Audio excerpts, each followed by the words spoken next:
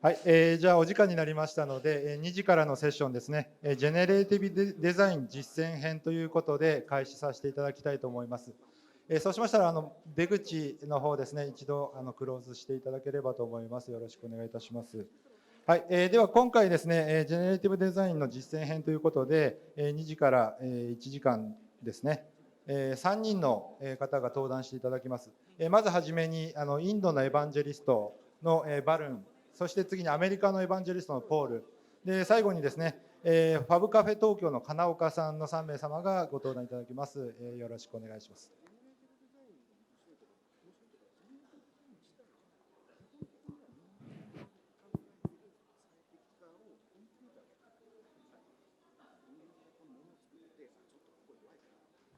Hi, good afternoon, everyone. I feel so honored to be at this stage and speaking in front of all of you.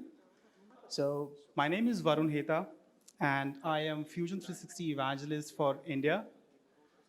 From last 8 years, I have been working as a consultant and working closely in advanced additive manufacturing and custom drone designing space. I love flying machines. I used to create that for, like disaster management, aerial filming, and all those other things. And that was the time when I started using Fusion 360. So today, I work at Autodesk, as an evangelist. I take care of customer success, community engagement, and all the innovations that happen in India. And we have a strong base of customers who are using Fusion right now. So Yuji asked me, like, if you can come to Japan and can, assemble his furniture in his newly home and can eat sushi with him.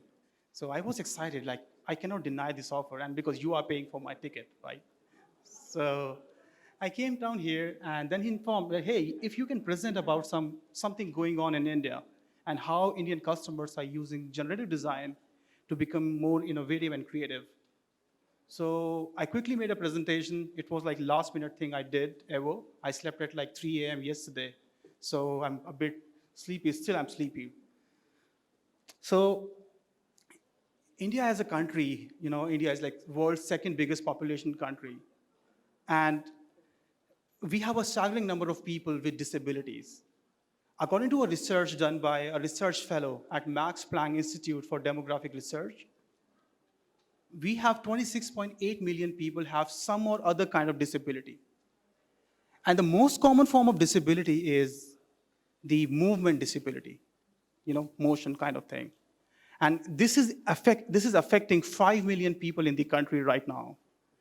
I mean, this is demanding a lot of prosthetics company to give good solutions. So these are two folks who started an initiative called Social Hardware. すみません、ちょっと会の途中なんですけども、今、同時通訳のデバイスをまだ配ってなかったので、必要だという方はちょっと手を挙げていただきまして、今から配りますので、必要な方、お手を挙げてください。すみません、よろしくお願いします。必要なさそうですかね。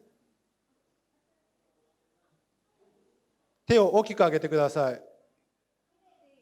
2名の方でよろしいですか。3名で。はい、じゃあ3名様、よろしくお願いします。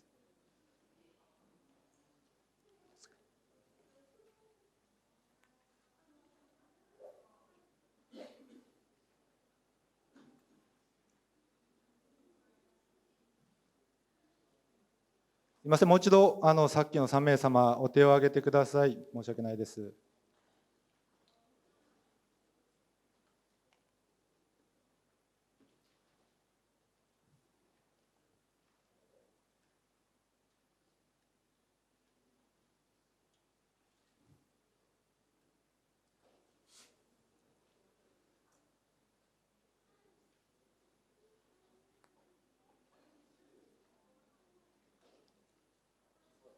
It's all right.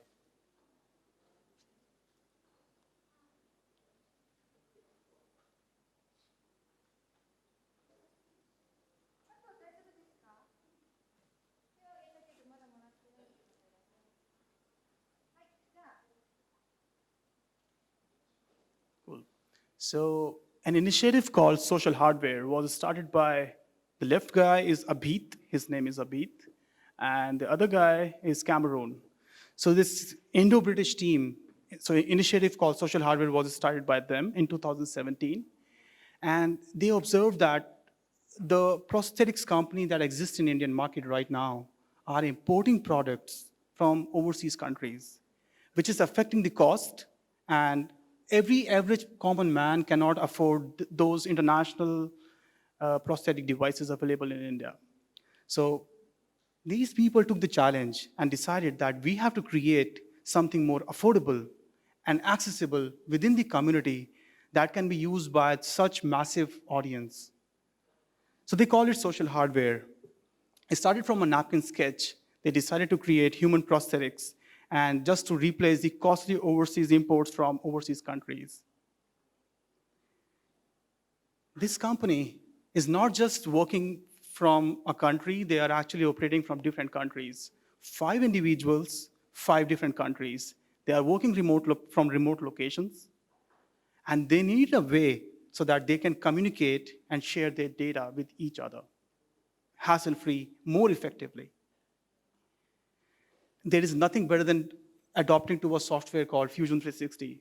So our solution helped them to effectively design, validate, engineer, and even manufacture from different locations of the world. And then they came up with this. So this was the most recent update they have made in the product development. This is like any other prosthetic arm. That's the other view.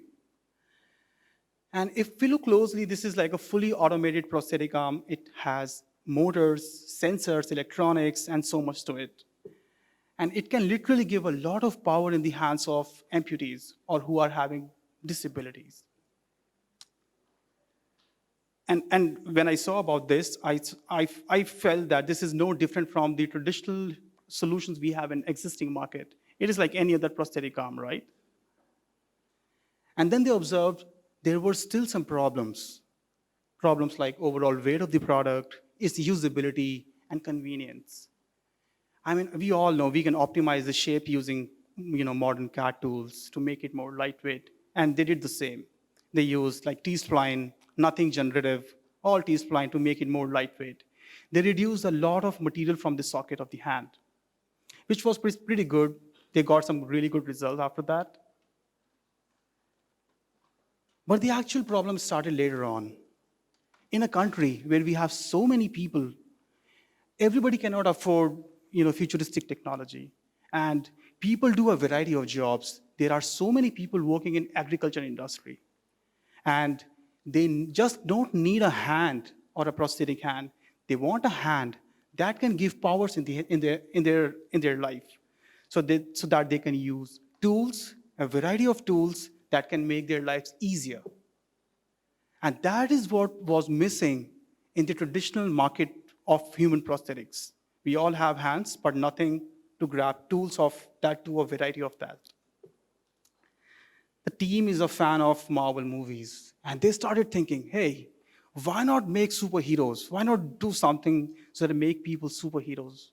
They thought about Iron Man, but it is too futuristic for the implementation, definitely we all know. And they thought about Spider-Man.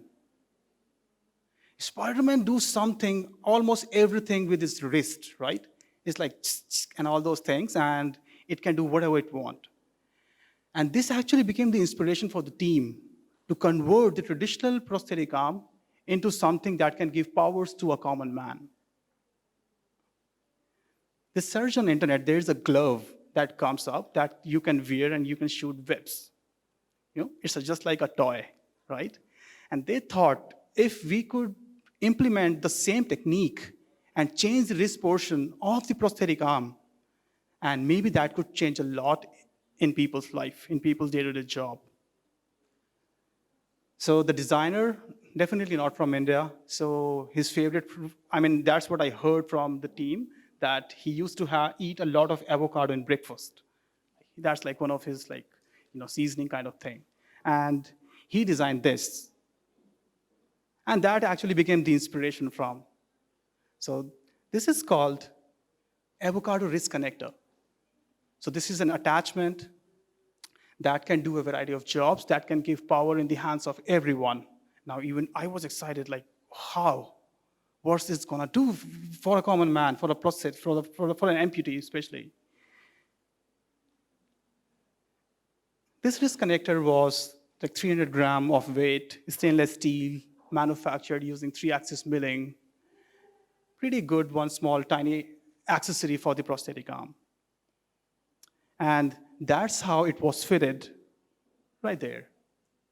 So if you can see a small metallic portion in the between the hand unit and the socket, that is actually the wrist connector. And the way this is applied, it was meant for this. Tools that people do use or want to use to do something, to do their jobs. It's really difficult to handle this with a traditional prosthetic arm. So, this. So this wrist connector, with this wrist connector, people were able to connect the traditional tools available in market and can do a variety of work with that.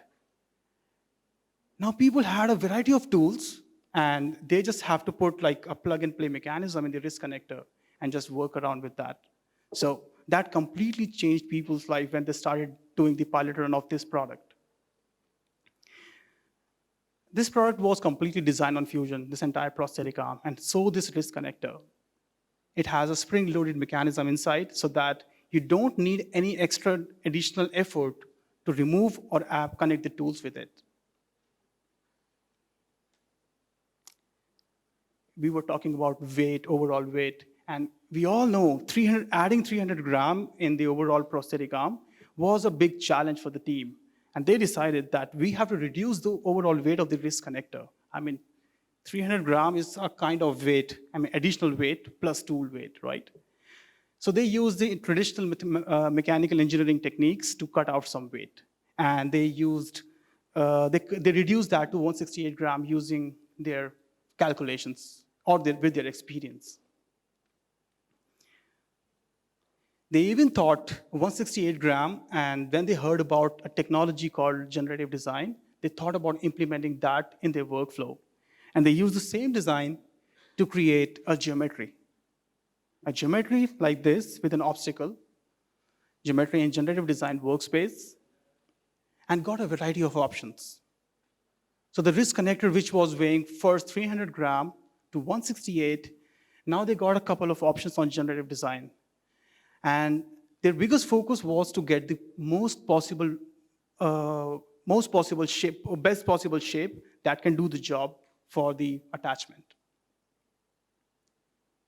They got a good-looking option like that, right? And here are some statistics. This arm was just 56 gram. Just 1/3 of the actual part. And material was same. Additive manufacturing was the way of manufacturing. The challenge was they never wanted to go for SLM kind of manufacturing or advanced additive because it was impacting the cost of the product. The ultimate goal was to make it affordable and accessible in the hands of everyone. And this product, this tool, was definitely going to make the cost higher for the overall product. They thought about doing a workaround for this and converting that for 3-axis machining again. And that's what they did. They converted a generative outcome and redesigned it using solid modeling, considering the boundary conditions of it, which later became 85 gram from 56 because some weight has to be added in that. The material was same, stainless steel, and it can be manufactured on 3-axis milling. Now, they were putting in less material, less cost, and less weight, and more effective output overall. And this even passed all the simulation tests required for the performance. They even realized the actual avocado bracket was just not a shape. It was the support structure of the hand unit. So the smaller one was not supporting the overall structure of that. And they decided that they have to do something in between these two, the actual one and the generative outcome. And they decided that we have to combine both and make something hybrid of it. And later on, they got this. So this product was like 50% designed by humans, 50% by machine learning, like AI-based design. And if we observe the risk-connected work process, we'll observe it started from 300 gram, goes to 168, all our human efforts, and then 56 gram, the generative. Again, we did some iterations to make it more manufacturer ready. And finally, the outcome, which will meet all the requirements, it will fit perfectly with all the components, and it will do the job well. So we actually reduced the weight from 300 to 96. And it's just not generative, it was the way it was applied to the overall product. Here are some quick statistics. So we started from 168 gram bracket. That's how it is supposed to be fitted in the project. And the right one was an application to even innovate or optimize the outcome of what it was designed using generative. But it's not the end. Social hardware had some other plans even using this. I was talking about 5 million people and a team of 5 individuals. How are we going to connect the dots so that everyone in the country can access such kind of technology? They decided something else. They decided that we are going to make it converted into a movement. So we have maker spaces popping up everywhere in the country, right? And they have some really talented people who do a variety of jobs. They believe in collaboration. Social Hardware created a DIY kit, that is do-it-yourself kit, for the prosthetic arm. That can be sold to the amputee, and these amputees can go to a makerspace or a dedicated manufacturing center, and they can take expert advice to get it manufactured so that they can wear and become awesome, kind of superhero. So this is one example of how people are using generative design to even further innovate their products, or even further innovate products or components which have even engineered before. We still got time. I want to cover a small quick case study which I just heard about like a couple of days back. So there's a team of mechanical engineering students in India, and they were really passionate about doing a lot using Fusion 360.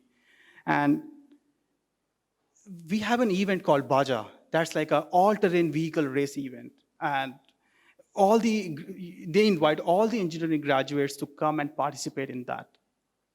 So this team decided that they want to participate, and this is the second time they were participating. So first time they participated was in 2018. And they did not win because there were other teams who were even better than those. So they decided this time they are going to implement generative design or other possible outcomes so that they can even further improve the overall project.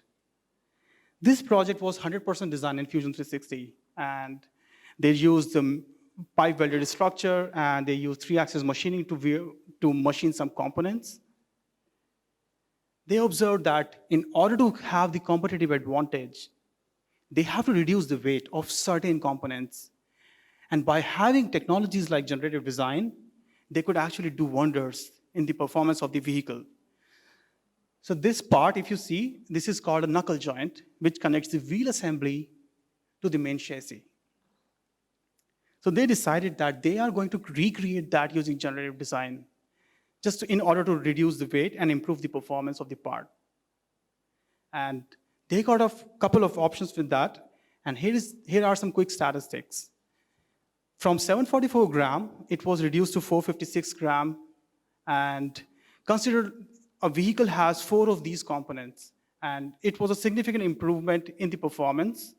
The right one was supposed to be manufactured with a 3-axis machining, and left one was supposed to be manufactured on the additive side, advanced additive manufacturing. So this is just one quick example that there are even students who are so passionate about using new technologies, modern CAD platforms to even do their projects like that. So I hope you like the presentation. I hope you got the understanding of how Indian customers are implementing generative design technology in their workflows, in their product, to become more innovative and productive. So I would like to end my presentation, and I really enjoyed interacting with all of you. Thank you so much.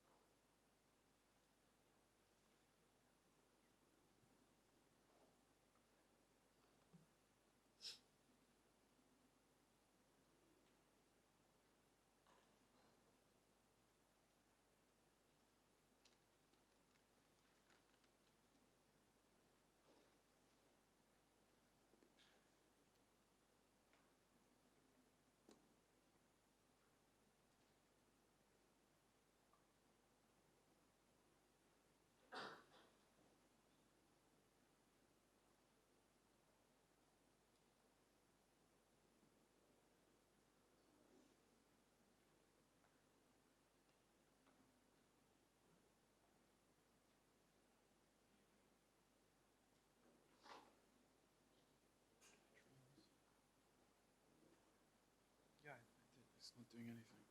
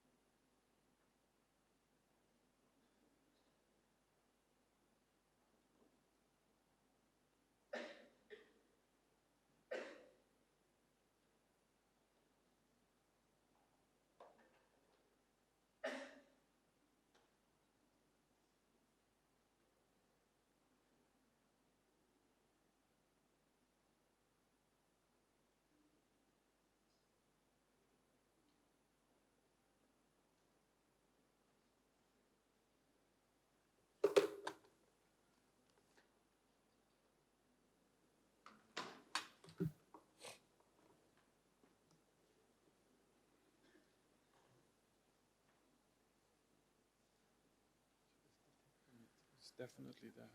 Yeah. But it has every single time. I don't know why it's not.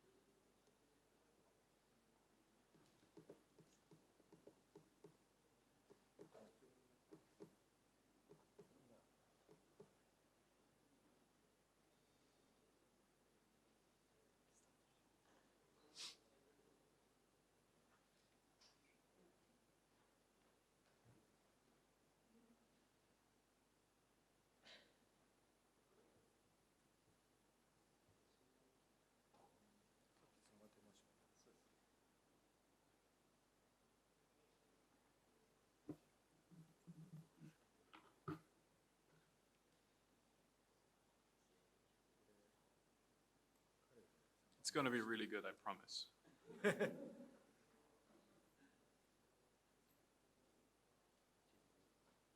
Restart.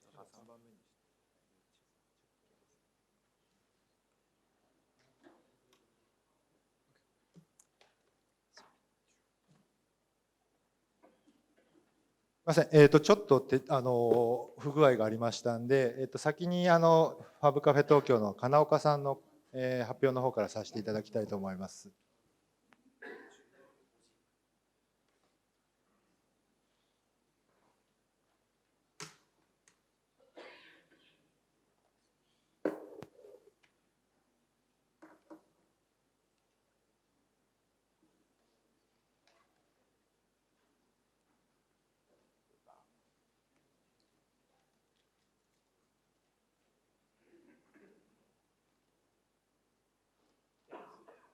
ちょっと待ってくださいね。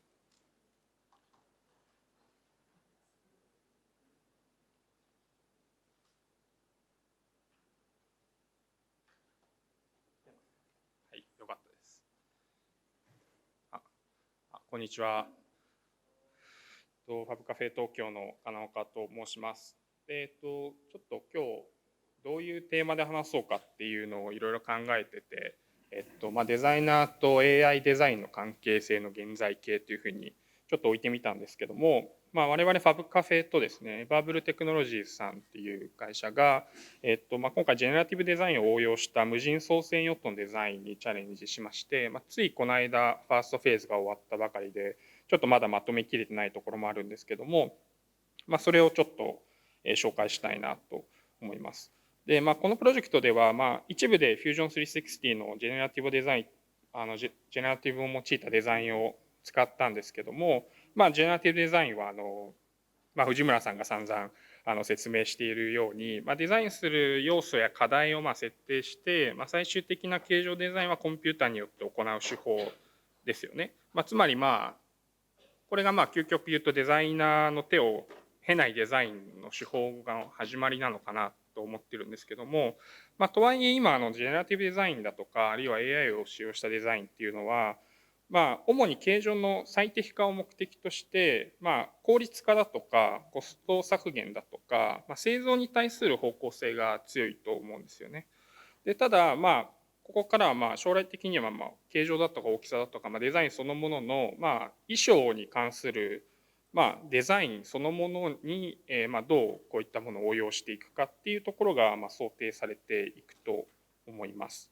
で今後デザイナーの役割として手を動かしてデザインする立場から AI に対してどうデザインをディレクションしていくのかっていう立場に変化していくことが考えられて、どう条件を設定するのかとかですね、あるいはどう学習データを提供するのかとか、そういう AI を用いたデザインならではのメソッドが必要とされていくんじゃないかなと思います。で今回のデザインではちょっと無理やりなんですけど、ジェネラティブデザインをAI によるデザインというふうに捉えて、それでその辺の未来が垣間見えたので、ちょっとその辺をシェアしたいなと思います。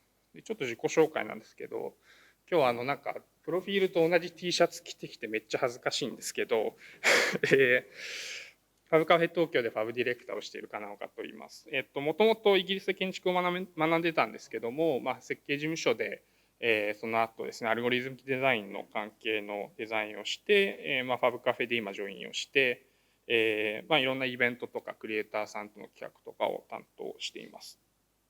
でファブカフェ来たことあるって方、知ってるって方、ありがとうございます。じゃあちょっとファブカフェの説明はクイックに行こうと思うんですけども、2012年に渋谷でオープンしました。でファブカフェは簡単に言うとカフェラテを頼むようにテクノロジーに触れられるっていうコンセプトでオープンしたんですけども、当時はですね、メーカームーブメントのちょっと前ですね、3D プリンターとかまだ市販されるちょっと前で、レーザーカッターだとか 3D プリンターっていうのがまだクリエイティブの層と、アーティストさんとかとつながってなかったっていう背景があります。で、今ではですね、そこが当たり前になってきてて、今ファブカフェが何してるかっていうと、デジタルファブリケーションに関わらずですね、最新のテクノロジーとクリエイターさんとの競争、共に作ることを通じて、新しい価値を作る場所として機能しているかなと思います。なので実はカフェだけじゃなくて2階にコワーキングスペースがあったりとか、裏でいろいろこういった今から紹介するようなプロジェクトやってたりします。で、今拠点が10拠点世界にあります。ちょっとビデオを反対に流したいんですけども。ち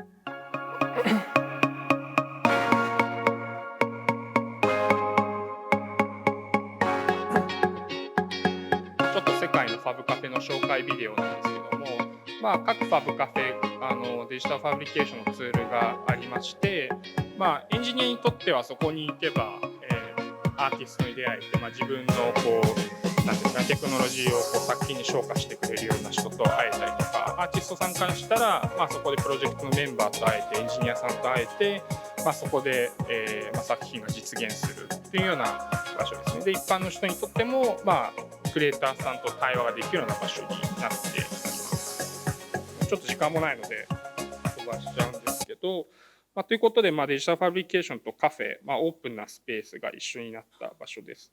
このオープンな場所っていうのが非常に大事かなと思ってて、特に会員制とか特に事前に予約しなきゃいけないっていうわけではなくて、かつもっと言うと何かものを作らなくても、ちょっとファブカフェに行ってみたらなんか、面白い人が何か面白いものを作ってるところに触れられる場所かなと思います。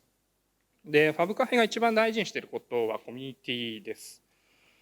で、ファブカフェ、海外のファブカフェも含めてですね、東京単体で年間200ぐらいイベントやってるので、ほぼ2日に1回以上は何らかしらのミートアップとかワークショップとかソフトウェアの講習会とかが行われています。これバルセロナですけど、これ東京ですね、バンコク、台北とかですね。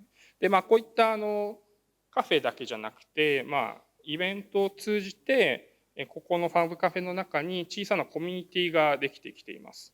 でそれは例えば建築のコミュニティだったりとか、あるいはカーデザインのコミュニティだったりとか、これはハプティックデザインは触覚をどう伝えるかというテクノロジーだったりとか、ファッションの分野とか、グラフィックデザイン、あるいはインタラクティブアートとか、あるいはもちろんカフェではあるのでコーヒーのワークショップをしたりとか、食べ物とか農業のワークショップをしたりとか、エデュケーショナルなことも電子工作もオープンハードウェア、ロボティクス、あるいはバイオテクノロジーみたいなことまで、コミュニティが広がっています。バイオテクノロジーに関してはファブカフェの2階にですね、実は左の写真のようなバイオラボがちゃんと厚生労働省に認可されたラボなんですけどがありまして、毎週火曜日にバイオクラブっていう活動を通じてバイオテクノロジーをどう安全にオープンにクリエイターとともに考えていけるかみたいなコミュニティをやってたりします。で、ファブカフェが目指していることとしてはですね、各都市のクリエイティブのハブになって、そのクリエイティブのハブ同士がつながることで、それぞれのローカルのクリエイティブがグローバルにつながることを目指しています。ということで、このコミュニティとテクノロジーの間にイノベーションが起こせるんじゃないかと思って活動しています。で、ちょっと今回のプロジェクトの紹介に入るんですけど、エバーブルテクノロジーズという会社と共同で行ったプロジェクトです。エバブルーは水素と水素として備蓄された余剰エネルギー、クリーンエネルギーを使って、離島から無人で輸送しようという、無人送船ヨットを作る、目的でスタートしたんですけども、現在は漁業全般をアップデートするみたいなビジョンのもとに、自動送船技術の確立を目指している会社です。ちょっとそれの紹介ビデオを流したいんですけども。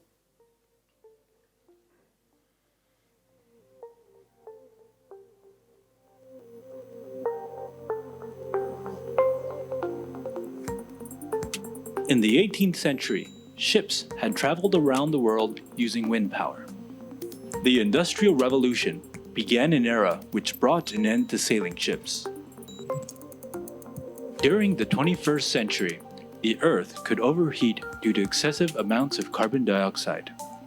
Carbon-free energy is needed. The ocean is filled with renewable energy, such as geothermal, ocean wind power, current power. We had no idea how to carry the renewable energy on the ocean to cities as grids do not exist. Once the renewable energy is used to produce hydrogen, a ship is capable of transporting it. However, building a large liquid hydrogen tanker doesn't make sense.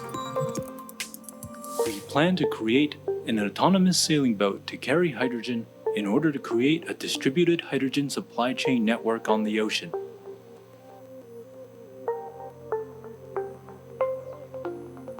The Ever Blue sailing boat is the first unmanned yacht to carry hydrogen using autonomous navigation technology. The Ever Blue sailing boat fleet will be connected with a 5G communication network. Autonomous technology will allow these boats to self-navigate and avoid collisions. The command center located on land will be able to take control at any time during unfavorable weather conditions. The Ever Blue sailing boat is propelled by wind power and will carry additional motor power for docking into stations.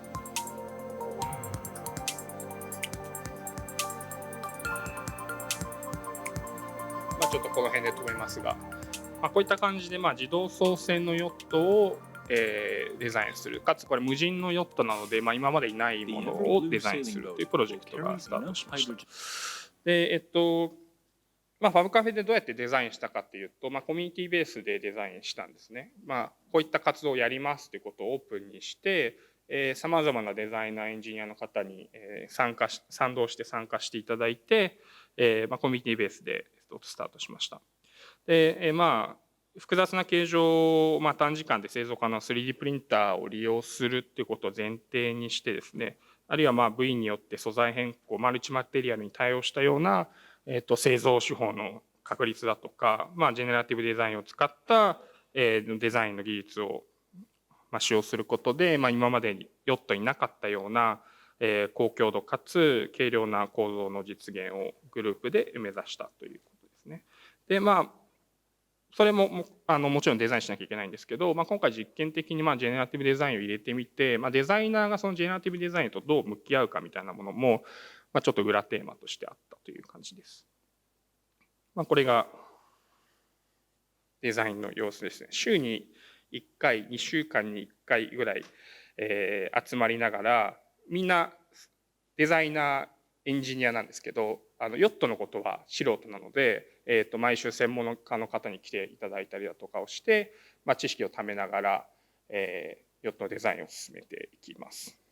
で、このコミュニティベースでやってよかったこととしては、やっぱりその、会社の中だけでは得られないような知識だとか、会社の中だけでは会えない人と、外部で会って、で、みんな無償で参加してくれてるんですけども、彼らにとっては新しい人と会えたりとか、新しい知識と出会えるってことで、たくさんの人に参加していただきました。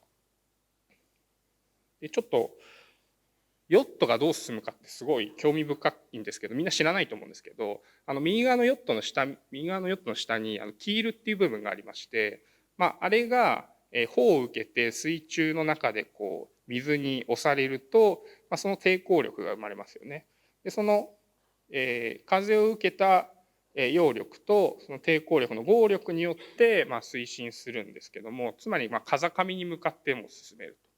僕これ知らなかったんですけど、なんかヨットっていうとこう帆を後ろに受けて進むイメージがあるんですけど、こういったこともみんなで勉強しながら、あと今最新のヨットはですね、フォイリングって言って、このヨットアメリカスカップっていう世界的なヨットのスピードレースのヨットなんですけども、フォイリングって言ってこれ浮いてるんですよね。水中翼がついていて、もう水面から浮いちゃってとします。こういったことをみんなで勉強しながらですね、進めました。で、ヨットの形状としては、代表的なのは左側のようなカタマラン、トリマラン、あとは右側のトリマランという船体が3つか2つのものがあるんですけども、今回は、安定を求めて右側のトリマランを選択しました。で、みんなでデザインをスケッチを見ながら検討していくんですけど、3つのチームに分かれてデザインを進めていきました。ジェネラティブデザインを使ったチームも使わなかったチームもあるんですけども、ちょっと一つ一つ紹介していきたいと思います。チーム A は、西川美月さんというデザイナーの方に、リードしていただいたんですけども、彼はこのオベリスクをテーマにして、この非常にプリミティブな形の、組み合わせでヨットをデザインするということでデザインを進めました。で、結果的にこういったドローンヨットができたんですけども、これのテーマはちょっと前後がわからないようなヨットのデザインしますね。この辺は無人という要素が加わったからこそできてきたデザインだと思います。で、チーム B は、杉山旅人さんと、櫻井俊夫さん中心で進めたんですけども、こちらのチームはですね、プロダクトっぽいヨットっていうのことをテーマに進めました。で、漁業をアップデートするってことで、漁師さんが朝に、ちょっとちっちゃいヨットを小脇に抱えて、海に投げたら、魚を勝手に取ってきてくれるようなコンセプトを、作ってですね、その中メンバーがこういった、ペットボトルでですね、試作を、これ割り箸とミニ四駆の、素材で作ってたんですけど、こういったものをですね、フュージョンで起こしていって、機構を考えて、傘みたいな機構ですね。で、ここの中心の部分にジェネラティブデザインを使用したパーツなんかを使いました。で、みんなでですね、沖縄に行って、そのまんまの絵ですけども、最終的にこんな感じに1メートルのヨットができました。最終的な感じですね。で、デザイナーと AI の関係って今後どうなっていくのか。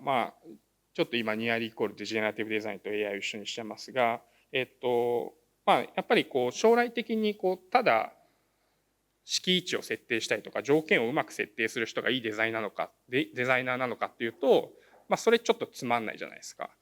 ただ今後どうなっているかっていうと、もうちょっとうまく使うと、ジェネラティブデザインとジェネラティブデザインを使った楽しいワークフローができるのかなと思って垣間見えたのが次のチームですね。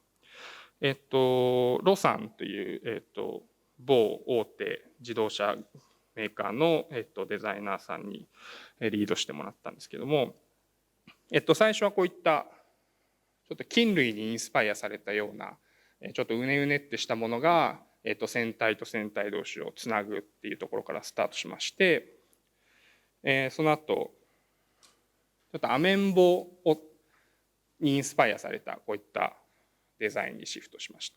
でこれをじゃあジェネラティブデザインで、緑の部分を作ってみようとなったんですね。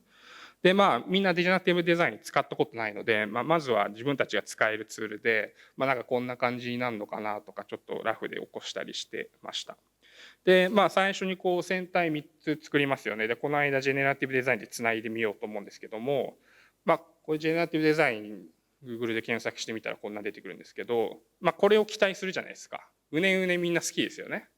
特にデザイナーさんがジェネラティブデザイン使うと、僕もこういうの欲しいなと思うんですけど、実際何が起こるかっていうと、この船体同士をジェネラティブデザインで、かけてみると、一番効率的なのは棒みたいな形でグッとつないでみるのが、一番効率的で、それジェネラティブデザインは最適解を出してくれるんですけど、デザイン的にはもう少しちょっと欲しいなっていう気持ちもありますよね。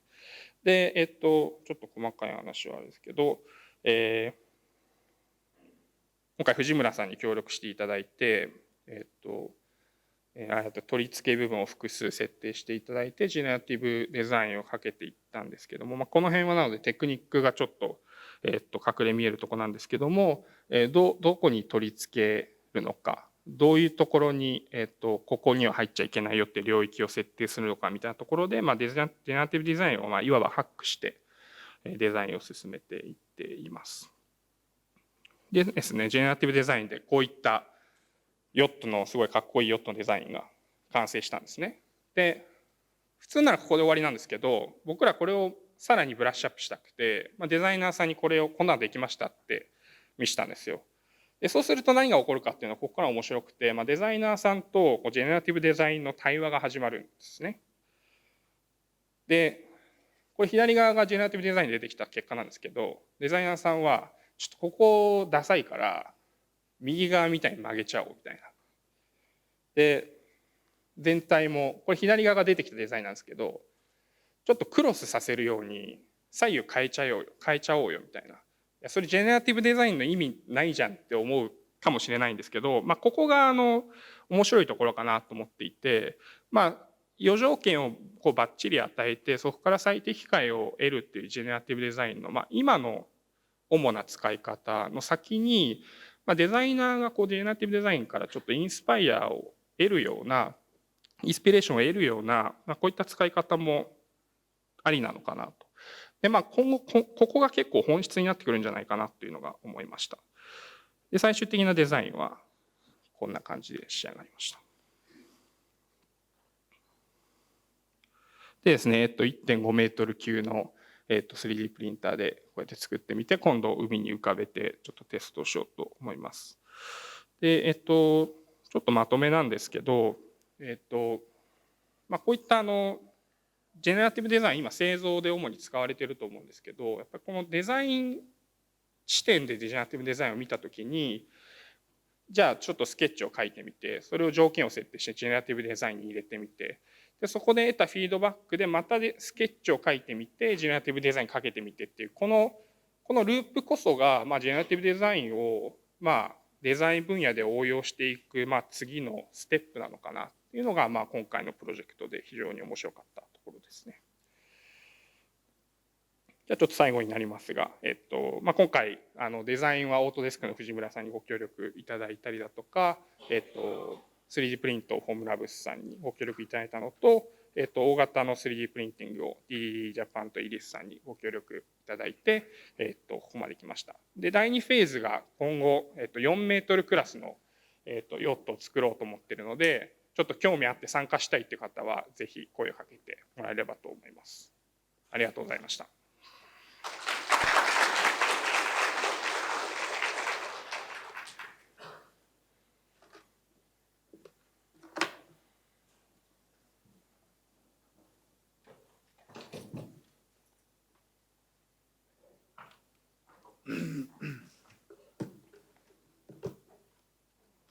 Because I don't want to break it again.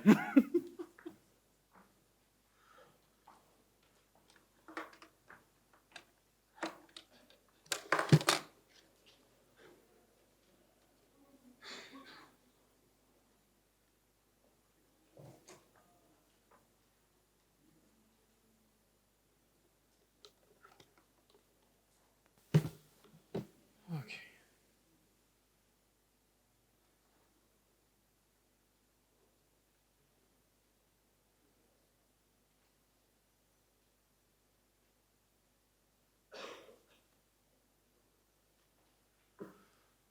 Okay, hello everyone. I'm so sorry about the technical issues earlier on, but here we are, we're ready to go. My name is Paul Sohee. I'm the Fusion 360 evangelist for North America.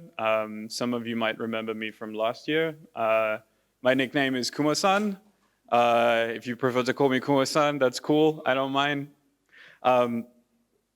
So today I wanted to talk to you about the partnership project that Autodesk did with Volkswagen to design an entirely new bus using generative design.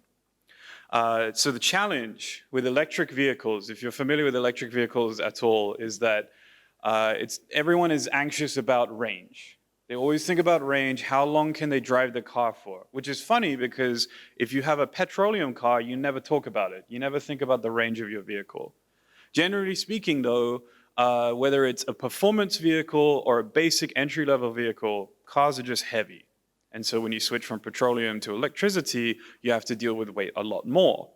The other thing is that it's not just as simple as switching out the power system from petroleum to electricity. You can't just pull one out and put the other one in and it's fine and off you go. It doesn't work that way. Of course, electric vehicle range is getting better, but there are limitations. Everybody's focus is on putting bigger batteries and better motors. But beyond that, looking at the vehicle in a holistic approach is not something that people are doing.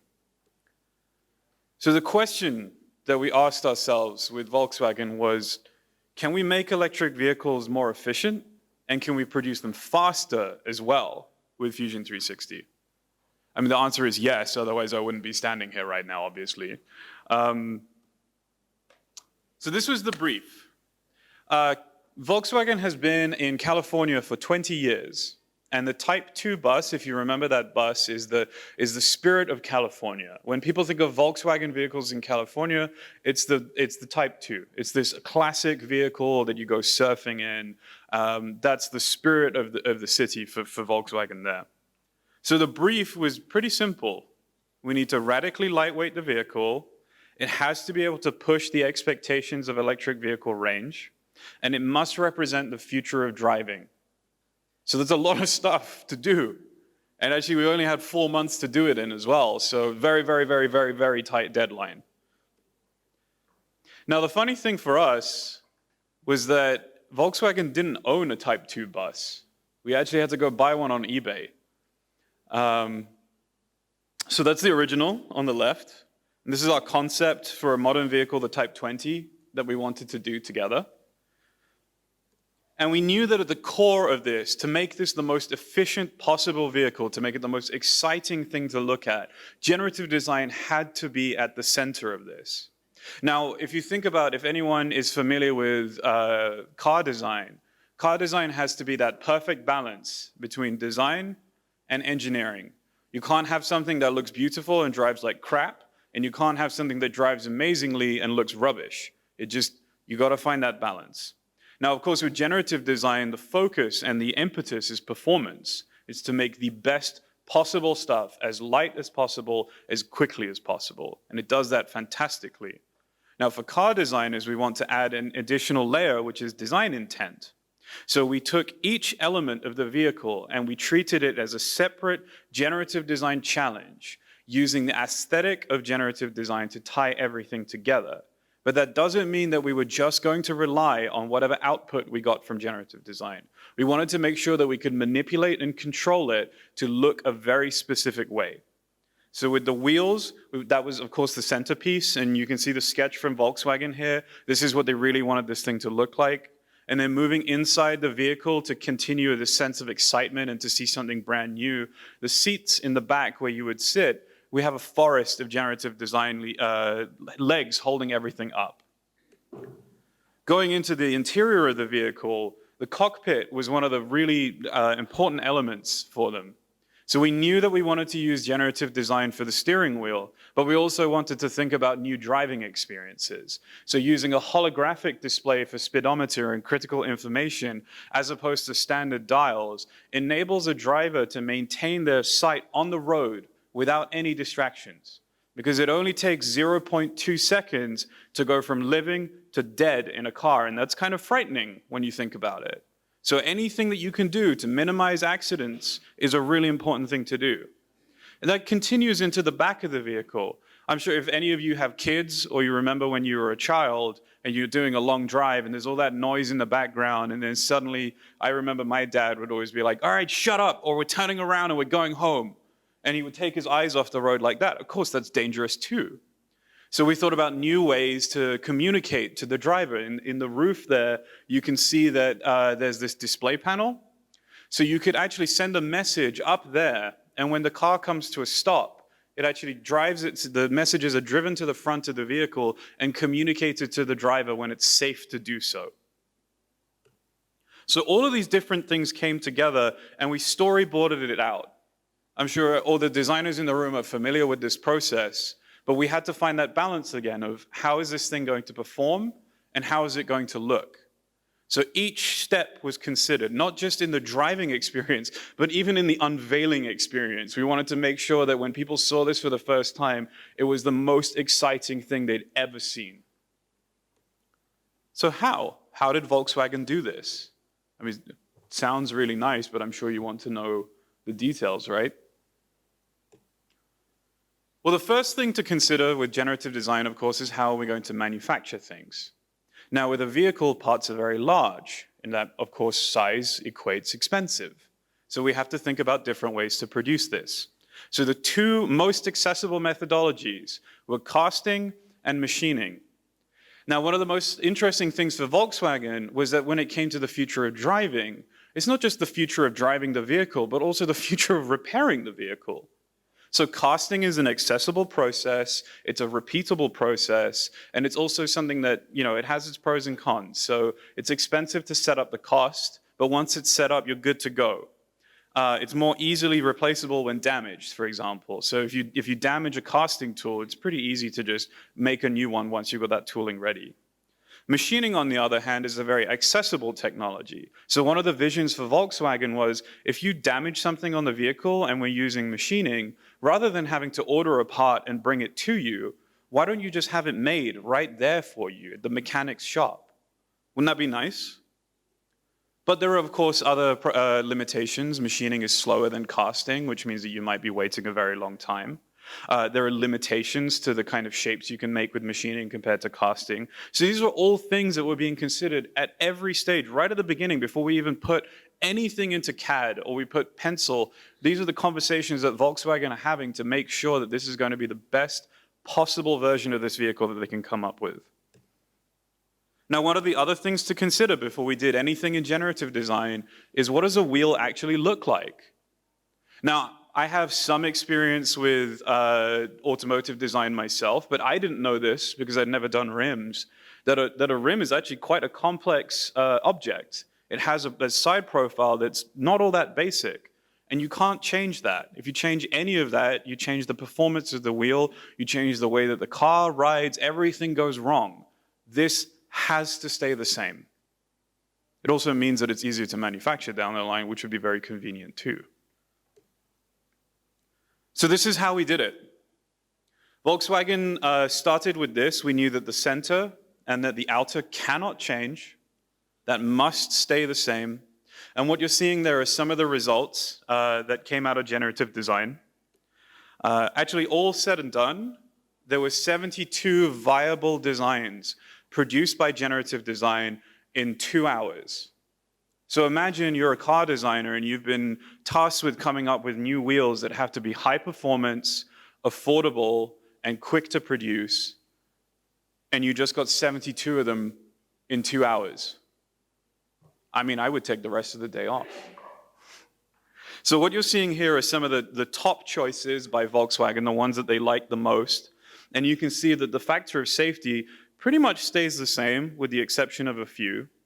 And we did most of our manufacturing options through unrestricted first to see what kind of results we could get, and started comparing the materials and the weight as well, whether we were using starting shapes, whether we just stopped generating halfway through because we were happy with what we got.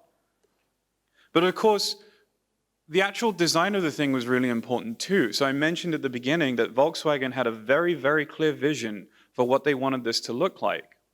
And the way that this was achieved was that they actually ran their generative design on 1/5 of the entire wheel, so that when they repeated that pattern around, they could give you that semblance of wheel spokes that most people think of when they think of wheels. I'm sure you think of the different points coming out of the center holding the whole thing together.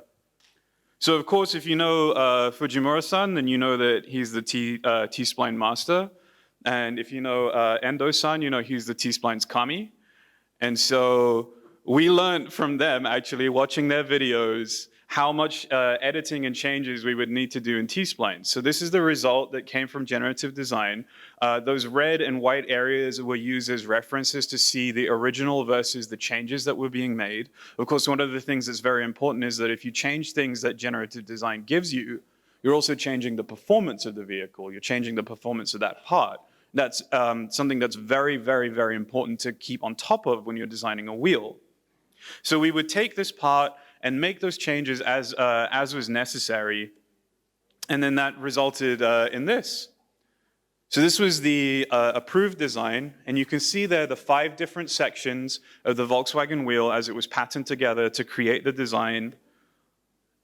I think it looks really cool. Actually, if any of you watch Stranger Things, it makes me think of the Demogorgon monster in the first season with a big mouth like that. And of course, for Volkswagen, you know, design, of course, is the center of things. We want everything to be beautiful and exciting. So we produce these first renders together to show them that process. This is 100% Fusion 360 render, by the way. I think it looks great. And then this is the machining version of the same wheel. And you can see that the design is radically different. So that first one is very floral and spiky, and it has all these different spokes coming out of it because that's better for casting. But for machining, you end up with more round shapes because we have to be able to get into areas and cut material away. And this one ends up looking almost exactly the same as the sketch from Volkswagen. So if I move to the front, you can see that it looks very, very, very, very similar to that first drawing that Volkswagen had of this is the intent, this is what we want this thing to look like. So it is absolutely possible for a team of designers and engineers to work together with generative design and find a balance between the performance and the design that they want to go for. Now, both of these wheels actually weigh the same amount. They're 18% lighter than a standard alloy wheel would be. And you remember at the beginning that I mentioned that we had 4 months to do this in? Well, we got these ready in like 2 weeks. And so we had the rest of that time to figure out manufacturing and test it. Now, one of the other things that happened there is because we were tweaking the results from generative design, we had to go back into Fusion 360 and check everything in simulation. And so you can see here, it looks a little scary, right? Don't be too scared by this. This is what happens if you crash into a concrete wall at 180 kilometers an hour. So hopefully that never happens to you. But this gave us a lot of information on how this part was going to perform. So when we made those changes, we would go into simulation. Volkswagen would sit down with its engineering team and dictate to them, okay, well, these are the different conditions that we have to test for and see what's going to happen. And so changes were made, simulations were run, feedback was given, and that process continued a few times until we reached the approved and final design. Moving inside the vehicle with the steering wheel, they wanted to continue with that theme. So this steering wheel, actually, you grip inside the generative elements. Now, that might seem a little dangerous because if you have an accident and there's all these things like a cage around your hands, you will break your hands very, very, very quickly. But there's a concept behind this that actually the steering wheel breaks and there's an expanding foam that rapidly comes out and holds you and hugs you in place to prevent you from getting hurt. If you've ever had a car accident and the airbag has gone off, it's a very unpleasant experience. It's like getting punched in the face. Your life is saved, but now your nose is broken and you don't know what's going on. Volkswagen really, really wanted to see if they can step away from that. Moving on, then the wing mirrors were a combination of generative design and T-splines together to continue that aesthetic. The seat benches were the same. So I think you've seen enough renders. I'm sure you want to see the real thing. There's the wheel. The hubcap, by the way, is 3D printed on a Formlabs and then electroplated. It's held in place magnetically to hide the bolts to keep a unified experience. There's that wing mirror, the seat benches, and the steering wheel. Now, before I close this out, I want to show you a video of those different manufacturing processes in the car driving. But I really also want to drive home that point. This whole thing was done in 4 months. Usually it takes an automotive team 12 months just to design and engineer and approve wheels. We did an entire vehicle in that amount of time. In fact, the wheels that came out of generative design are 98% of the way to being qualified as a Porsche certified wheel, which is really, really incredible. Without touching anything, it's ready for, like nearly ready for racetrack racing. Anyway, I think I've talked enough. I really want you to see this video of how this thing was made just because it's so cool.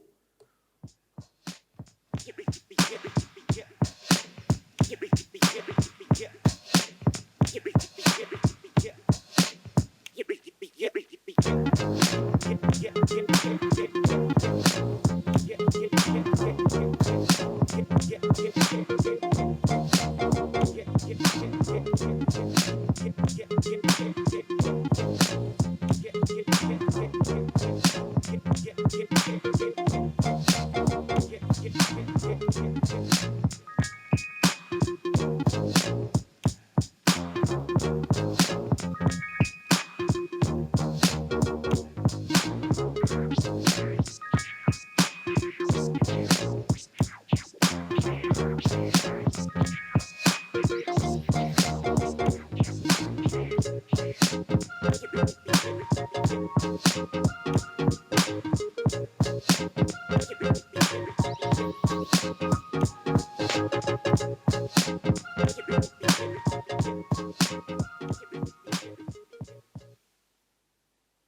I hope you found that inspiring, and I would love to speak to you all about any ideas you have around using generative design, how you might apply that in places that others may not have considered. And thank you so much.